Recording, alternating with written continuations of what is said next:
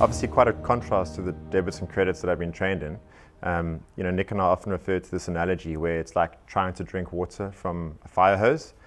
Just the sheer depth and complexity of everything that we've had to learn in such a short space of time, really in an environment that's so impacted by changes in innovation and technology, has really been such a journey.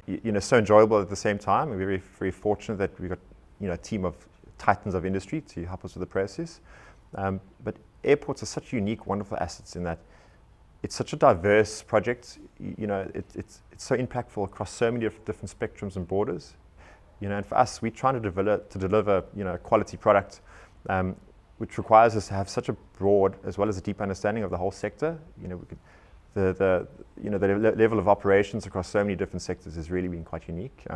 But for someone like me who likes a challenge, it's been such a wonderful journey. I started the project, really at the early stages when we took over the initial for Santa Cruz airfield, which is really at a grassroots level. And a major benefit of that is it's really given me a perspective of what at least the lower end of the market is looking for, the smaller market, the general aviation market. What has been most pervasive is that there's such a shortage of infrastructure and capacity in the Cape Town market specifically. Outside of Cape Town International Airport, there isn't really an airport with the length of runway required to accommodate the general aviation market, and it's something that the market is needing at the moment. So, as a net benefit initially for the general aviation sector, it's a new home for aviation, and it's a new hub for aviation, which we're very excited to provide.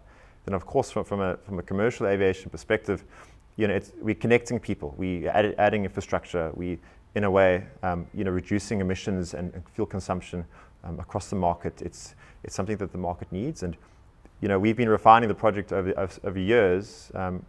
It's taken so long, but really it's because we've been responding to the market to making sure that we're providing something that the market really needs.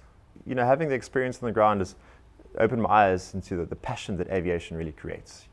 Seeing the students on the ground, their eyes explode when a jet comes into land. It's really quite a whimsical feel. So, in many ways, we're creating passions, we enabling dreams, by providing this infrastructure and capacity to do so. We hire a lot of our staff from the local area as well. Some of our staff have been on site for over a decade, and they're as excited about this as we are.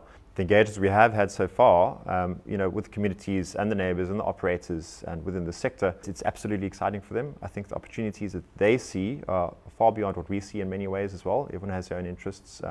And trying to provide a solution and an asset that enables all of that has been quite special. Is becoming the People's Airport part of the vision? I would say, yeah, certainly. I think we're providing an asset that currently doesn't exist. It's really responding to what the market wants and needs. You've got housing developments popping up all over the region, but without economic opportunities, housing developments don't really fulfill their potential. So I think in many ways we really are ticking so many boxes from becoming an airport for the people.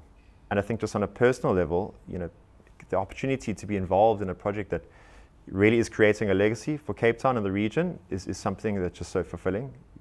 I know that this airport's going to outlive all of us and our grandkids, and to be able one day to take a step back and say we were a part of that is something that I really, really enjoy.